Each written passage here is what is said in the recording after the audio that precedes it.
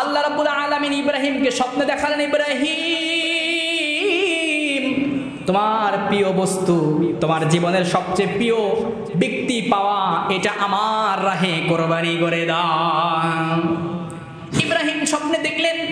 স্বপ্নে দেখার পরে এই ঘটনা ইসমাইলের সামনে এবার যাবেন, উপস্থাপনা করবেন। আল্লাহ পাক কিভাবে ইসমাইলের সামনে ইব্রাহিম উপস্থাপনা করেছে বিষয় কোরআনে বলে দিয়েছেন। ফালাম্মা বালাগা মাআহুস সা'য়া ক্বালা ইয়া বুনাইয়া ইন্নী আরা ফিল মানামি আন্নী আযবাহুকা ফানজুর মাযা তারা।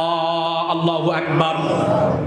ইসমাইল যখন ইব্রাহিমের সঙ্গে চলার মতো বয়স হলো, তখন ইব্রাহিম ইসমাইলকে গিয়ে বলে, ইসমাইল আমি স্বপ্নে দেখেছি আমি তোমারে জবাই করে আল্লাহর নামে কোরবানি দিচ্ছি।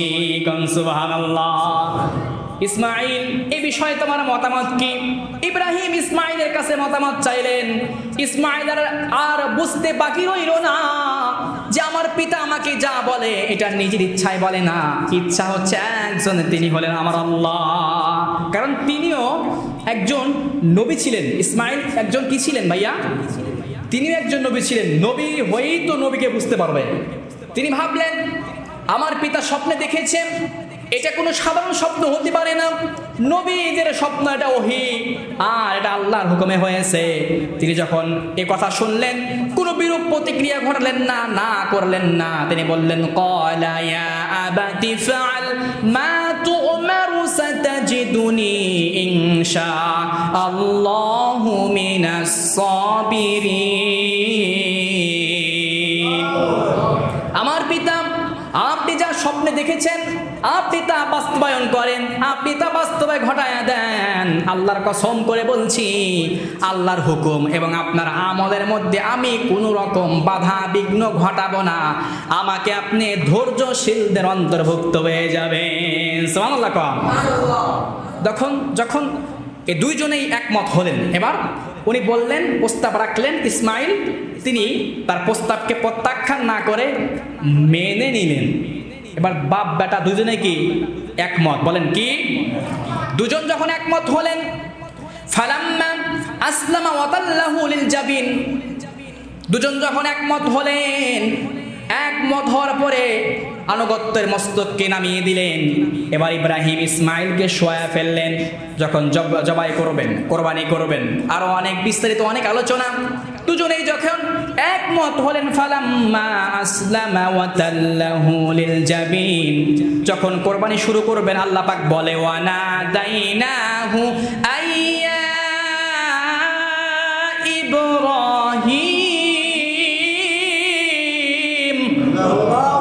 ইব্রাহিম তোমাকে জবাই করতে হবে না, তোমার সন্তানকে তোমার হাতে কতল করার জন্য আমি দুনিয়ায় আনি নাই, দুনিয়ায় পাঠাই নাই, তোমাকে জবাই করতে হবে না।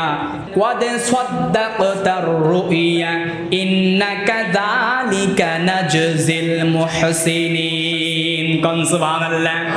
ইব্রাহিম তুমি যা স্বপ্নে দেখেছো তা তুমি বাস্তবায়ন করেছো, তুই বাস্তবে রূপ নেওয়ার চেষ্টা করেছো, তোমাকে এটা বাস্তব করতে হবে না। আমি এটাই দেখতে চেয়েছিলাম আমার প্রতি তোমার মহাব্বত ভালোবাসা বেশি নাকি তোমার সন্তানের ভায়া মহাব্বত বেশি। সুবহানাল্লাহ। ইন্না হাযা লাহুয়াল বালাগুল মুবিন, এটা ছিল তোমার জন্য পরীক্ষা, পরীক্ষা ছাড়া আর কিছু না। এটা ছিল তোমার জন্য একটা সুস্পষ্ট পরীক্ষা। সুবহানাল্লাহ। এটা ছিল তোমার জন্য পরীক্ষা। এই যে ঘটনাটা ঘটলেন, আল্লাহ পাক পরীক্ষা করলেন। আসলে কি ইব্রাহিমকে দিয়ে ইসমাইলকে আল্লাহ তাআলা হত্যা করাবেন এমনটা না, এমনটা না। এটা ইন্না হাযা লাহুয়াল বালাগুল মুবিন, এটা পরীক্ষা ছাড়া আর কিছুই না।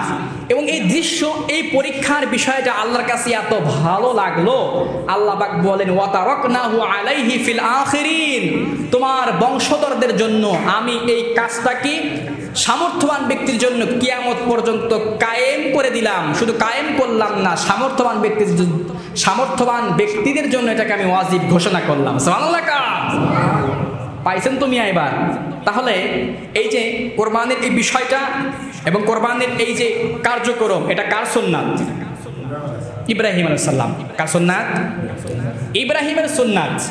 এবং তার শুরু থেকে শেষ পর্যন্ত নিয়েই এভাবেই তিনি প্রত্যেকটা পরীক্ষায় উত্তীর্ণ হলেন, কোরবানি করলেন শেষ পর্যন্ত। আল্লাহ পাক তাকে বললেন, ইন্নী জাইলুকা লিন-নাসি ওয়া ইনিবতালা ইব্রাহিমা রাব্বুহু বিকালিমাতিন ফাআতাম্মাহুন্না ক্বালা ইন্নী জাইলুকা লিন-নাসি ইমামা। আল্লাহু আকবার। আল্লাহ পাক বলেন, আমি ইব্রাহিমকে, আমার খলিলকে যতগুলা পরীক্ষা নিয়েছি, পরীক্ষার সম্মুখীন তাকে করেছি, প্রত্যেকটা পরীক্ষা ইব্রাহিম সাফল্যের সঙ্গে উত্তীর্ণ হয়েছে। আর পরীক্ষায় পাশ করার জন্য আমি তাকে ইমাম হিসেবে ঘোষণা করলাম। কোন সুবহানাল্লাহ। তবে সাবধান ভাই, যারা নিয়ত করেছেন 7 ভাগ আর 5 ভাগে যারা দেন বা দিবেন, এই 7 ভাগ আর 5 ভাগের মধ্যে যদি একজন ব্যক্তির যদি টাকা হারাম থাকে, নিয়তের মধ্যে যদি গরমিল থাকে, চিন্তা ভাবনা শুধু খাই আর বাড়ি বিলায় যায়, এইটা থাকে, স্পট ডেথ, আপনার কোরবানি জায়গায় শেষ। নাউজুবিল্লাহ কোন। এজন্য খুব সাবধান হবেন এই ভাগই খোঁজার ব্যাপারে, যেহেতু এখনো কেনা হয় নাই বা কিনবেন, খুব সাবধান একদম ভাই। একবারে যদি আপনি ইখলাস, কোরবানির মেইন কিছু মূল নীতি আছে, একটা ইখলাস, নিয়তের পরিশুদ্ধতা, আর হচ্ছে হালাল ইনকাম। বলেন প্রথমটা কি? নিয়তের পরিশুদ্ধতা। কুল ইন্না সলাতি ওয়া নুসুকি ওয়া মাহইয়ায়া ওয়া মামাতি লিল্লাহি রাব্বিল আলামিন। আমার কোরবানি, আমার নামাজ, আমার জীবন, আমার মরণ কার জন্য হতে হবে?